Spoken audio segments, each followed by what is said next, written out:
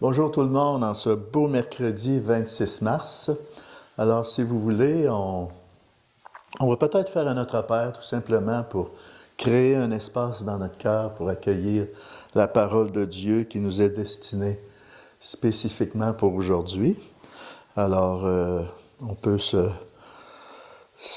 s'intérioriser et créer cet espace qu'on a tant besoin pour accueillir sa parole.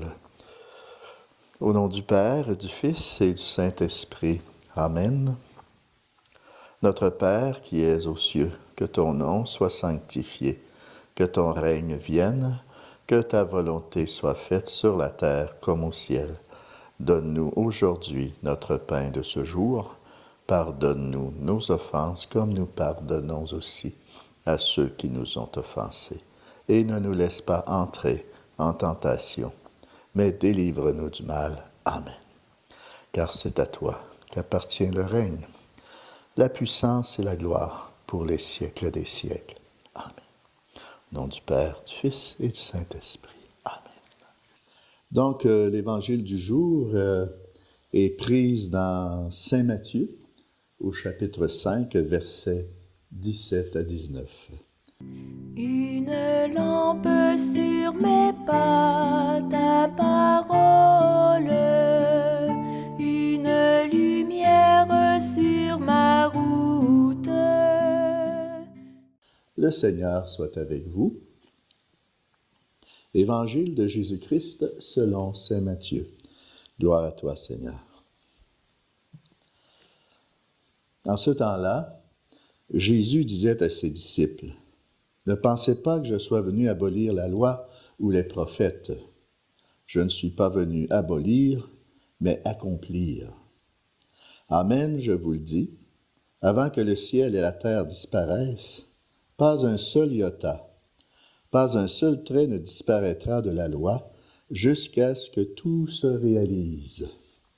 Donc, celui qui rejettera un seul de ces plus petits commandements et qui enseignera aux hommes à faire ainsi, sera déclaré le plus petit dans le royaume des cieux.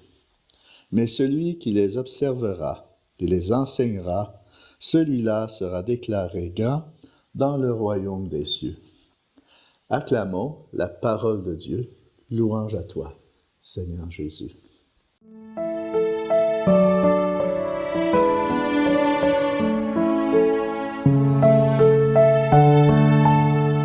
Alors voilà, chers amis, une autre page de l'Évangile qui nous interpelle beaucoup. Et celle-ci, aujourd'hui, nous appelle à nous attacher avec une grande fidélité à la loi du Seigneur, à la loi de Dieu. C'est-à-dire à sa volonté manifestée à travers sa parole. Hein? Comme Saint Jean-Paul II nous l'a souvent rappelé, Dieu veut se rapprocher de l'homme. Et lorsque je dis homme ici, c'est autant la femme. Donc, Dieu veut lui adresser la parole, lui montrer son visage, parce qu'il cherche son intimité avec lui. Le Seigneur cherche cette intimité avec tous ses enfants. C'est toujours lui qui prend l'initiative. Donc, Jésus, par sa présence, accomplit la volonté de Dieu de s'approcher de l'homme. C'est pour cela qu'il dit « Ne pensez pas que je suis venu abolir la loi ou les prophètes. Je ne suis pas venu abolir, mais accomplir. » Jésus vient nous enrichir. Il vient pour nous enrichir, pour nous éclairer, afin que tous les hommes et les femmes puissent connaître le véritable visage de Dieu et entrer dans son intimité pour être sauvés. En ce sens, mépriser les indications de Dieu, aussi insignifiantes soient-elles, mépriser sa parole suppose une très faible connaissance de Dieu et par la suite d'être certainement déclaré très petit dans le royaume des cieux. Car, comme le disait saint Théophile d'Antioche, Dieu est venu par ceux qui veulent le voir. Ils n'ont besoin que le désirer et d'ouvrir les yeux de l'esprit. Cependant, plusieurs ont les yeux brouillés. C'est une citation de Théophile d'Antioche. Je vous ramène encore à cette citation de notre patronne du diocèse, Sainte Thérèse d'Avila, que j'aime beaucoup. Docteur de l'Église, quand même, c'est pas rien. Mais encore cette parole que je vous dis souvent, qu'elle a même écrit là-dessus, « Je veux voir Dieu ». Donc, demandons-lui qu'elle intercède pour nous dans ce désir qui doit habiter nos cœurs de voir Dieu. Je veux voir Dieu. Dans ce désir de vivre une rencontre personnelle, en quelque sorte, avec le Christ ressuscité. Donc, l'effort qui nous est demandé, c'est tout simplement de nous rendre disponibles à l'action de l'Esprit Saint. Elle doit englober notre vie tout entière. Il est indispensable pour que la grâce oriente vers Dieu toutes nos actions. Que toutes nos actions soient orientées vers le Père, le Fils et l'Esprit. Comment qu'on peut faire ça? On doit consentir à laisser la divinité agir en nous.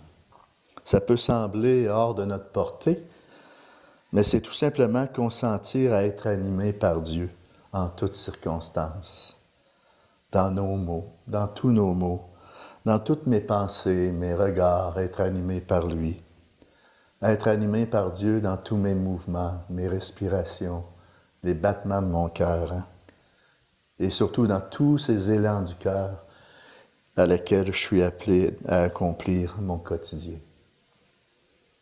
Car en lui, nous dit saint Paul, nous avons la vie, le mouvement et l'être. Je termine avec ceci.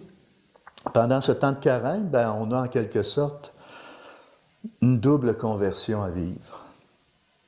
Que notre cœur demeure sans cesse tourné vers Dieu, à l'écoute de sa parole. Et ensuite, de laisser Dieu faire sa volonté en nous, avec notre consentement, dans le quotidien de nos journées.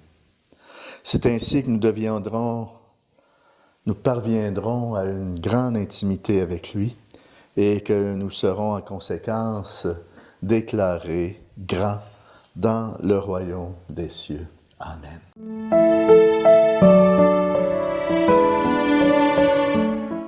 Et c'est la grâce que je nous souhaite dans ce carême et que par cette bénédiction, le Seigneur puisse venir davantage agir dans toutes vos actions et qu'il vous remplisse de sa vie. Au nom du Père, du Fils et du Saint-Esprit. Amen. Bon carême tout le monde et à la prochaine.